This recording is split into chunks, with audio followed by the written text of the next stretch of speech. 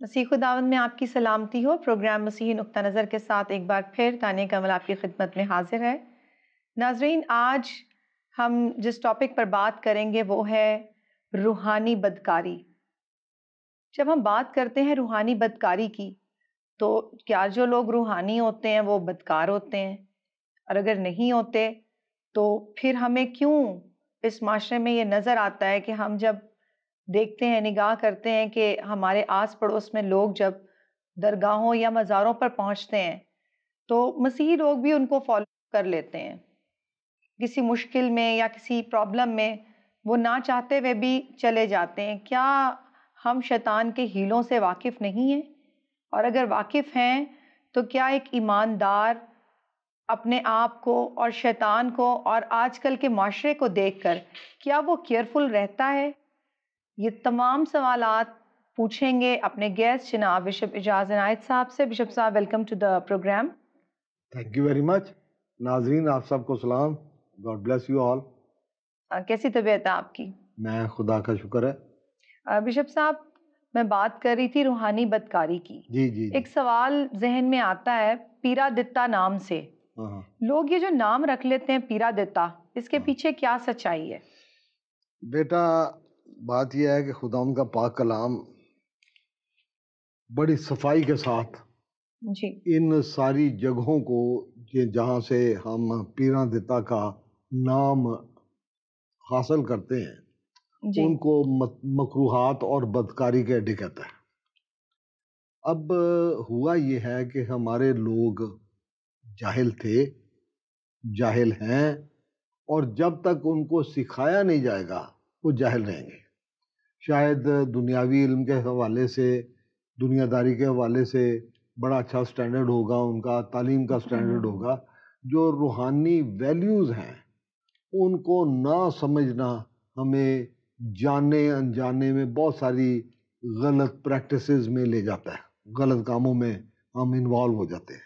جیسے کہ آپ ابھی جب کہہ رہی تھی کہ ہمارے آس پڑوس کے لوگ وہ جاتے ہیں، مزاروں پہ جاتے ہیں یا پیروں کے پاس چلے جاتے ہیں۔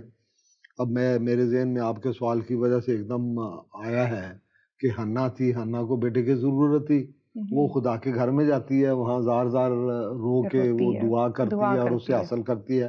خود میں اپنی آپ کو مثال دیتا ہوں کہ میں اپنے ماں باپ کی شادی کے 8 سال کے بعد پیدا ہوا تھا، تو میری والدہ وہ روزہ رکھ کے دعا کرتی تھی کہ خدایا تو بیٹا دے تو میں تجھے دے دوں گی۔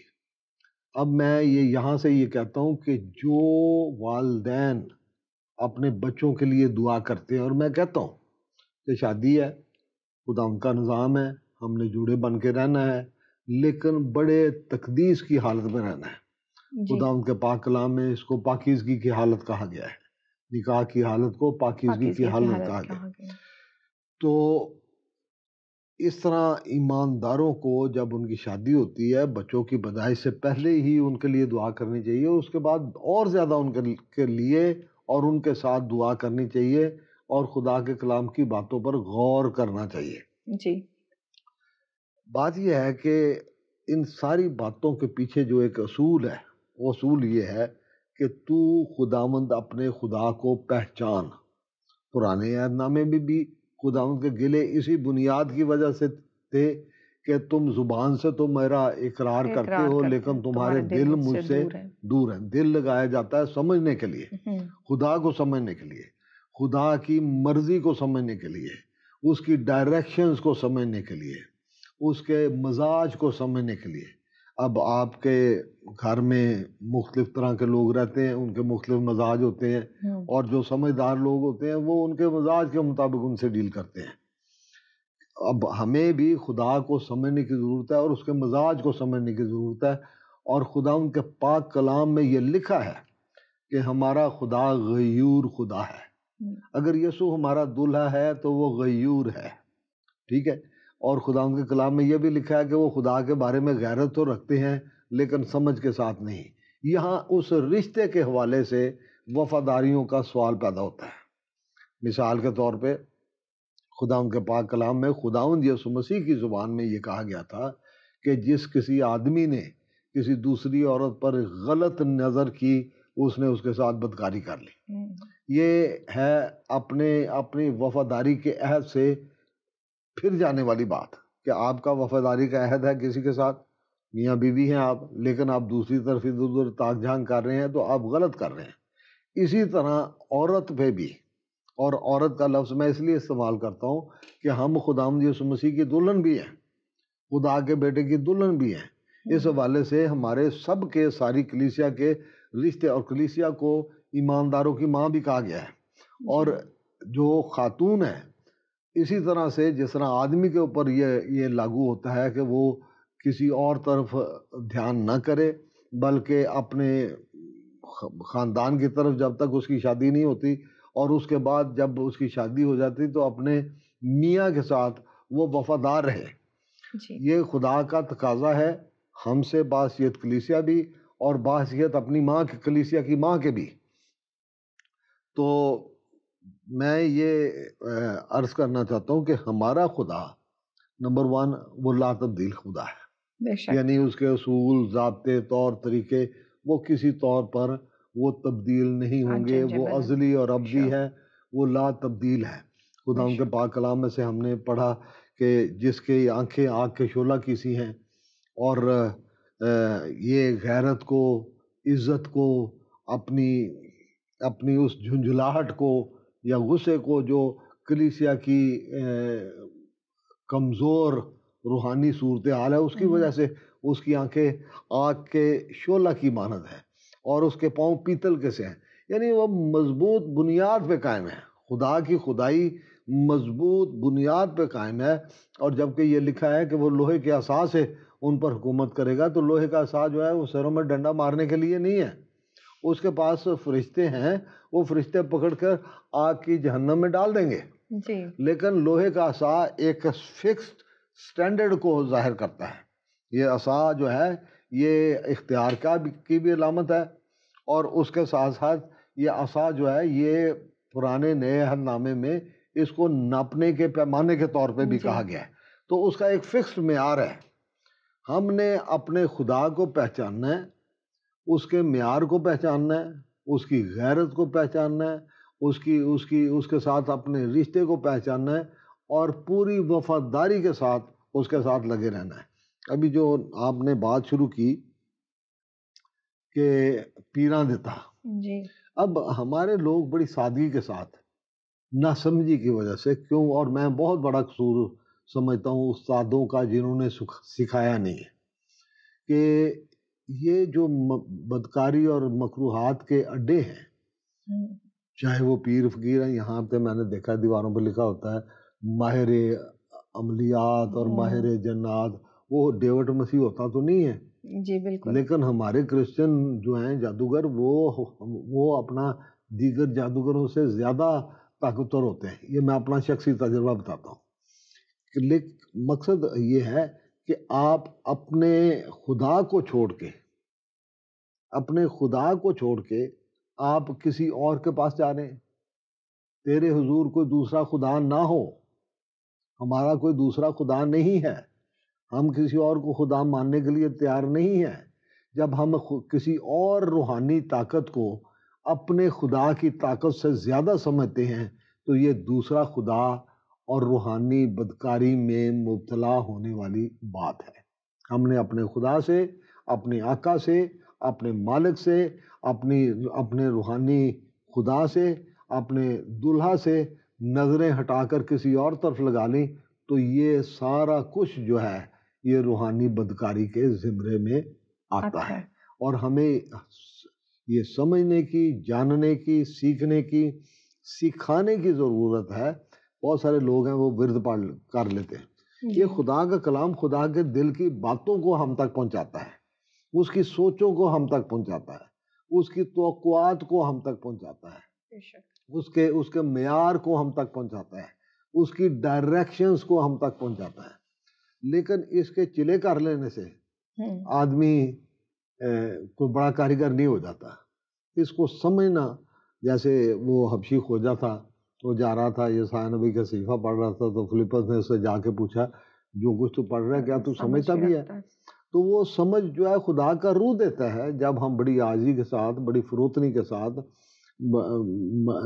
اپنا رشتہ خدا کے ساتھ سمجھتے ہوئے اس کے قدموں میں بیٹھ کے خدا سے کہتے ہیں کہ خدا تو مجھے سکھا، وہ جو ہم زبور گاتے ہیں، سکھاواں گا تینوں وکھاواں گا راہ، میری اکھیاں تینوں ویکھن سزا، کہ خدا کی نگاہیں اپنے لوگوں پر لگی رہتی ہیں اور وہ سکھانے والا خدا ہے۔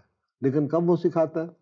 جی، جب ہم وہ اسی ایک دوسرے زبور میں یہ ہے کہ جب ہم یہ دعا کرتے ہیں، یہ خواہش کا اظہار کرتے ہیں یا سوچتے ہیں اور دعا کرتے ہیں کہ آئے خداوند اپنا راہ اپنے بندے نوں وکھا، تو وہ دکھاتا ہے، سکھاتا ہے، تربیت کرتا ہے۔ وہ یہاں تک لکھا ہے کہ وہ کوڑے بھی لگاتا ہے کیونکہ وہ تربیت کرنا چاہتا ہے۔ اور میں نے جیسے ایک دفعہ پچھلے پروگراموں میں اکثر کہہ دیتا ہوں کہ میری اپنی ذاتی مبارکبادیوں میں سے ایک یہ بھی ہے کہ خدا کے پاس ایک گھونسے مارنے والی فوج ہے، اور مبارک ہیں وہ جو بغیر گھونسے کھائے، کیونکہ وہ کسی کی ہلاکت نہیں چاہتا۔ بالکل، وہ ہر طرح سے کوشش کرے گا کہ آپ کی روح بچ جائے، لیکن ہمیں روحانی بدکاری سے بچنے کی ضرورت ہے۔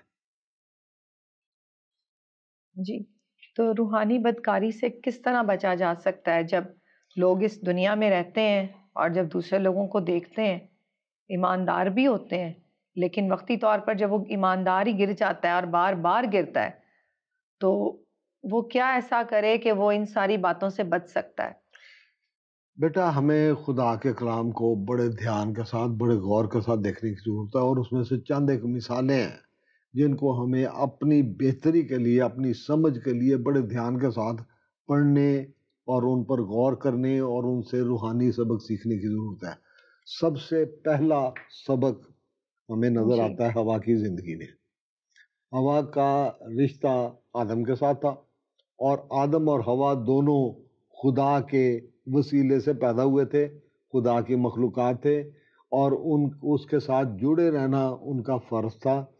وہ خدا کے فرمان کے تابع تھے، اور ان کو چاہیے تھا کہ ہم خدا کے ساتھ جڑے رہیں، محبت رکھیں، وفاداری کریں۔ لیکن ہمیں نظر آتا ہے کہ ہوا ابلیس کے ساتھ، شیطان کے ساتھ، سانپ کے ساتھ فلرٹ کر رہی ہے۔ اس کو ہماری آج کی زبان میں فلرٹ کرنے کہتے ہیں، کہ وہ اس طرف اپنا دوسری طرف دھیان اس نے لگا لیا۔ شیطان کو راستہ دے دینا جو ہے ہمارا یہی کام ہے کہ ہم اس کی ہر بات کا انکار کریں۔ یوسف کی مثال ہمارے سامنے، مقدس یوسف، وہ اپنا پوتیفار کے گھر میں تھے، وہ اپنا ایک جرنیل کے گھر میں تھے، ایک وزیر کے گھر میں تھے، اور اس کی بیوی ان پر غلط نظر رکھتی ہے، انکار کر دیتا ہے، جیل جانا پسند کر لیتا ہے۔ ہمارے لوگ کہتے ہیں لو جی اب ساری دنیا ایسے کرتی پھرتی، ہم نے کر لیا تو کیا۔ یہ بڑا عام مقولہ بنا ہے، یہی بات ہے کہ ہمیں شیطان کا انکار کرنا پڑتا ہے۔ یسوع مسیح کی مثال ہمارے سامنے ہے، شیطان ان کو لے گیا اوپر پہاڑ پر، کیونکہ وہ اس دنیا کا سردار ہے۔ بادشاہ میں تجھے بنا دیتا ہوں، تو مجھے سجدہ کر دے، تو میری بات مان لے، تو بادشاہ ہی بننا چاہتا ہے نا۔ تو یسوع کا نو، لکھا ہے کہ آدمی ہر اس بات سے جیتا جو خدا کے کلام میں لکھی ہوئی ہے۔ سو یہ ہمیں بنیادی طور پر سمجھنے کی ضرورت ہے کہ یہ روحانی بدکاری کیا ہوتی ہے، یعنی اپنے خدا کے بتائے ہوئے طریقے سے، اس کے بتائے ہوئے معیار سے، کیونکہ ہمارا خدا لا تبدیل خدا ہے، ہمارا خدا غیور خدا ہے، ہمارا خدا وفاداری مانگتا ہے، اور محبت کی سب سے بنیادی جو بات ہے اس کی ترجیحات میں، ضروری باتوں میں، وہ ہے وفاداری۔ محبت میں وفاداری ہوتی ہے، چاہے بیٹا ہو چاہے بیٹی ہو، آپ ایک دوسرے کے وفادار رہتے ہیں، چاہے میاں بیوی ہو، آپ ایک دوسرے کے وفادار رہتے ہیں، چاہے خدا اور اس کی مخلوق کا رشتہ ہو، آپ اپنے خدا کے ساتھ وفادار رہتے ہیں۔ اور اسی واسطے اس وفاداری کی روح میں سے نکل جانے کی وجہ سے خداوند یسوع مسیح نے کہا کہ جو اس وفاداری کے رشتے میں سے، اس کی روح میں سے نکل جاتا ہے اور کسی غیر کی طرف اپنا غلط نظروں سے دیکھتا ہے، وہ اس گناہ کا مرتکب ہو جاتا ہے۔ اب ہمارے سامنے بڑی ایک سمپل سی بات ہے، شیطان نے، ابلیس نے صرف اپنے دل میں سوچا تھا کہ میں اپنا تخت خدا کے تخت سے اوپر بڑھاؤں. اس نے کوئی توپیں لے کے کوئی میزائل لے کے خدا کا مقابلہ کرنے کی کوشش نہیں کی. دل میں تو جو دل میں ہم غلط سوچ رکھتے ہیں، خدا نہ کرے کہ ہم ایسی روحانی صورتحال کا اپنا شکار ہوں. ہمیں ضرورت ہے کہ ہم اپنی سوچوں پر کڑا پیرا رکھیں، ہم اپنی سوچوں کو بھٹکنے نہ دیں، ہم ذہنی آوارگی کا نشانہ نہ بنیں. ہم ادھر ادھر اپنی ہوا کے لہروں سے موجوں سے ہم ادھر ادھر کی تعلیموں میں ادھر ادھر کے جو روحانی بھڑکا دینے والے اور قابو کر لینے والے جو فلسفے ہیں یا طریقہ کار ہیں، ہم ان میں پھنس نہ جائیں. پڑوسی جاتا ہے مزار پہ، اس کو سمجھانے کی کوشش کریں کہ تو خدا سے مانگ، تو کدھر جا رہا ہے، بجائے روکنے کے آپ اس کے ساتھ چلے جاتے ہیں. جب آپ ساتھ چلے جاتے ہیں تو جو بدروہیں اس جگہ پر ہوتی ہیں وہ اس نیاز کے ساتھ، وہ اس کھانے پینے کی چیزوں کے ساتھ آپ کے گھر تک آ جاتی ہیں اور پھر آپ کا ایک رشتہ بن جاتا ہے. تو یہ ہے بنیادی طور پہ روحانی بدکاری. میں نے کہنا چاہتے ہیں کہ وہ کھانے پینے کی چیزوں میں بھی ان کے ساتھ بدروہیں آتی ہیں. میں بلا مبالغہ کہتا ہوں کہ وہ اپنا جس جگہ سے آتی ہیں وہ اپنی تاثیریں ساتھ لے کر آتی ہیں. وہ جس طرح اپنا ابلیس کا مشن ہے، اس کے مشن کو پورا کرنے کے لیے ان کو پتا کہ یہ پہلے ہی اپنا ایزی ٹارگٹ ہے، آسان نشانے کے لوگ ہیں، ہمارے نشانے کی زد پر ہیں، ان کو پکڑ لیں گے جا کے. وہ آ جاتی ہیں، پھر ایسے ہی آ جاتی ہیں. اسی واسطے یہ سارا کچھ دنیا میں جو ہے بڑی تیزی کے ساتھ پھیلتا جا رہا ہے.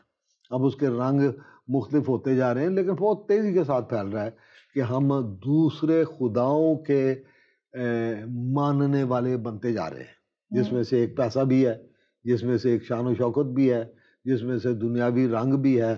پھر میں دوسری بات کروں گا، شاید اس کو بعد میں اور علیحدہ پورے طور پہ لینا چاہیے.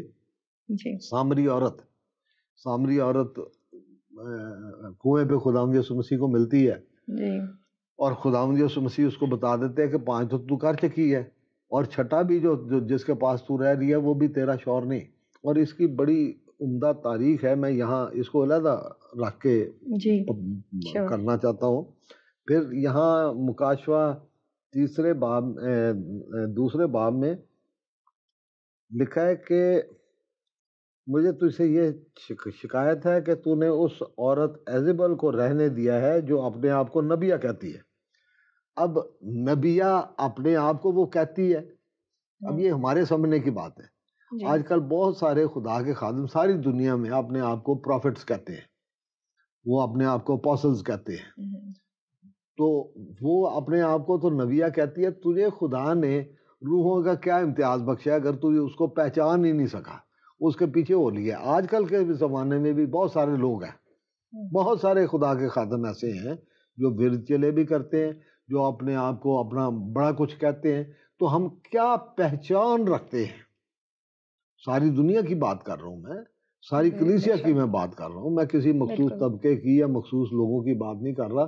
ساری دنیا میں اگر آپ کو پہچان ہے کہ جو عورت اپنے آپ کو نبیہ کہتی ہے اور میرے بندوں کو حرام کاری کرنے اور بتوں کی قربانیاں کھانے کی تعلیم دے کر گمراہ کرتی ہے، کہ کون سے خادم ہمیں کیا سکھا رہے ہیں، کون سے خادم کس طرح کی تعلیم دے رہے ہیں، کون سے خادم کس طرح کے دعوے کر رہے ہیں. کیا وہ دعوے، کیا وہ باتیں خدا کے کلام کے ساتھ مطابقت رکھتی ہیں؟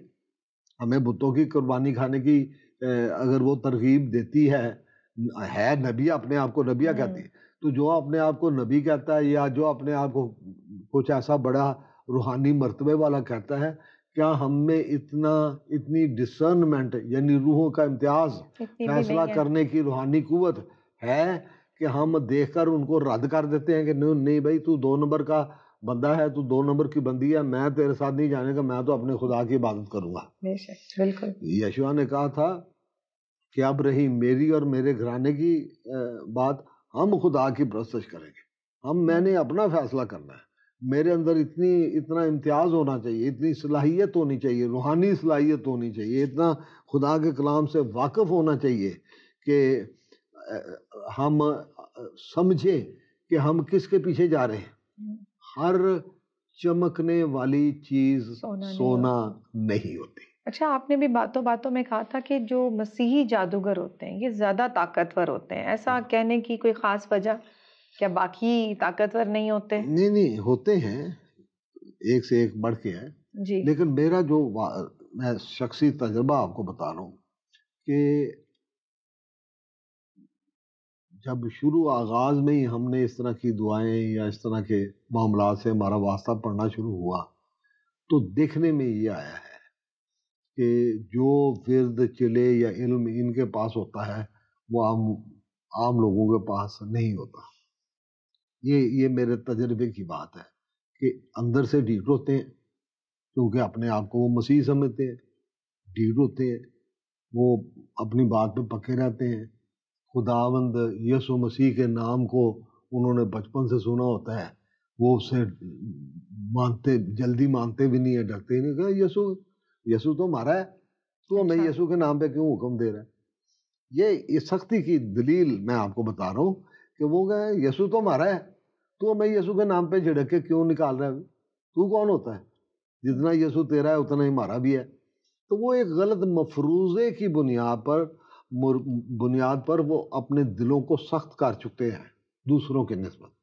جو دوسرے ہیں ان کو یسوع کے نام پر آپ کو جھڑکیں تو وہ اپنا نکل جائیں گے، یا ان کی چیزیں جو ہیں وہ نکل جائیں گے. لیکن یہ جادوگری کیا ہوتی ہے؟ جادوگری یہ ہوتی ہے کہ بدروحوں کے ساتھ لوگ رشتہ بنا لیتے ہیں اور پھر ان سے اپنی مرضی کے کام لیتے ہیں.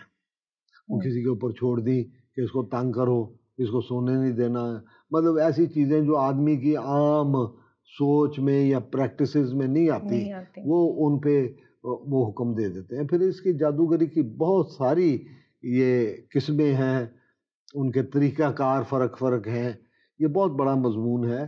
لیکن بات یہ ہے جو شیطانی چیز ہے، ہمارا چھوٹا سا بھی بچہ کہے گا نا میں تو یسوع کے نام پہ حکم دیتا ہوں تو اس کو نکلنا پڑے گا. یہ بڑی ایک سادہ سی بات ہے. یسوع نام میں قدرت ہے، یسوع نام میں قدرت ہے، اور آپ کے ایمان میں رائی کے دانے کے برابر ایمان ہو اور پہاڑ سے کہو گے، یہ پہاڑ ہی ہیں ہماری زندگی کے جو ہم سے جاتے نہیں ہیں. تو اگر ایمان کے ساتھ اپنے ایمان پہ کھڑے رہو گے اور اس ایمان کو پریکٹس کرو گے، یسوع کے نام کو اختیار کرو گے اور اس کے نام کو استعمال کرو گے، تو یہ ساری چیزیں تم سے نکل جائیں گی. میرے عزیزو، بات یہ ہے کہ ہم اکثر بدی کے ساتھ سمجھوتا کر لیتے ہیں. یہ روحانی بدکاری ہے کہ کوئی میرا بھائی، کوئی میری بہن، کوئی میرا دوست، کوئی میرا استاد، کوئی میرا سیاسی لیڈر وہ بدی کر رہا ہے، غلط کام کر رہا ہے، شیطانی کام کر رہا ہے، اور ہم کہتے ہیں یار وہ ہمارا اب اس کے ساتھ یہ رشتہ بنتا ہے، اب ہم کیا کریں؟ رشتے کے لحاظ میں ہم پس جاتے ہیں، رشتوں کے لحاظ بنا لیتے ہیں، سیاسی لحاظ بنا لیتے ہیں، سماجی لحاظ بنا لیتے ہیں، محلے کے لحاظ بنا لیتے ہیں، رشتوں کے لحاظ بنا لیتے ہیں. اور خدا ان کا کلام یہ صفائی کے ساتھ کہتا ہے کہ کسی کی بدی میں شامل نہ ہو. تو ہمیں یہ کسی کی بدی میں شامل ہونا بھی روحانی بدکاری کا ایک حصہ بن جاتا ہے. اب خدا ان کا کلام ایک اور بات کی طرف اشارہ کرتا ہے، کوئی شخص دو مالکوں کی خدمت نہیں کر سکتا. بالکل. اور جب خداوند یسوع مسیح دو مالکوں کی بات کر رہے ہیں تو انہوں نے اس وقت وضاحت کی پیسہ. شیطان کے جو ہتھیار ہیں ان میں سے سب سے مؤثر ہتھیار پیسہ ہے. ٹھیک ہے، میں نے ساری دنیا میں یہ دیکھا ہے کہ دنیا پیسے کے پیچھے بھاگ رہی ہے.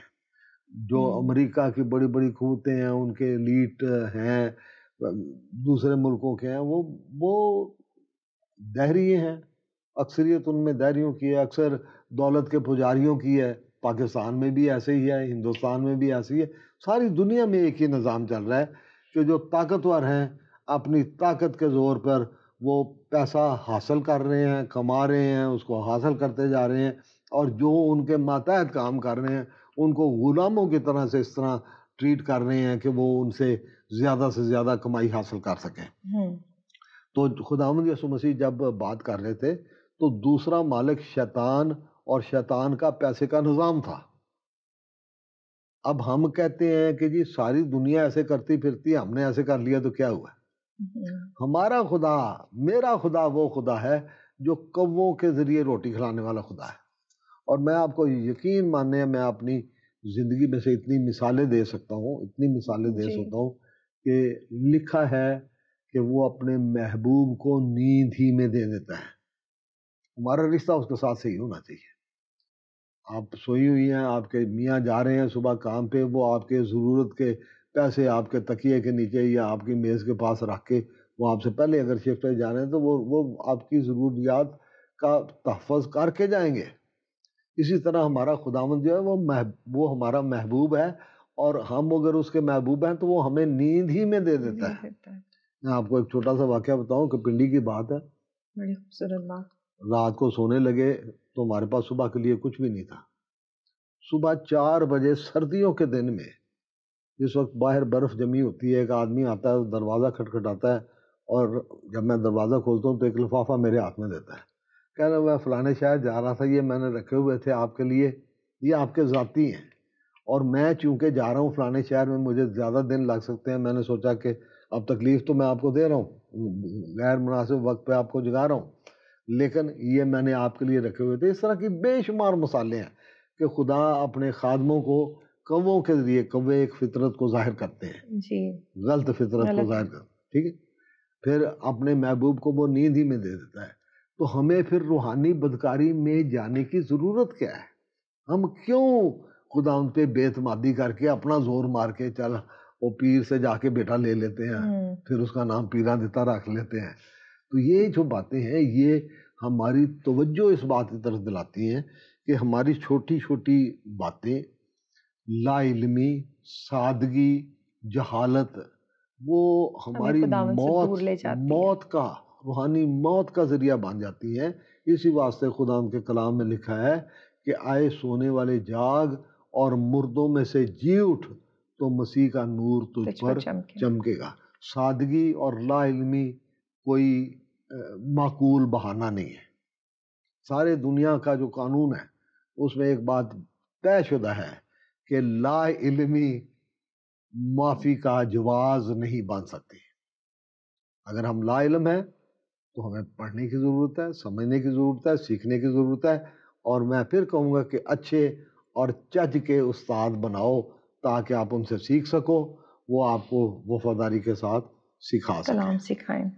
میرے لوگ عدم معرفت کی وجہ سے مارے گئے، نبی گلہ کرتا ہے، اور آج بشپ صاحب نے بھی کہا کہ ہم اپنی لا علمی کی وجہ سے جو ہے وہ خداوند سے اگر اپنا تعلق نہیں بنا پاتے تو یہ ہمارے لیے ایسے ہی ہے کہ جیسے روحانی بدکاری، کہ ہم اپنی روحانی ہوتے ہوئے بھی بدکاری کرتے ہیں۔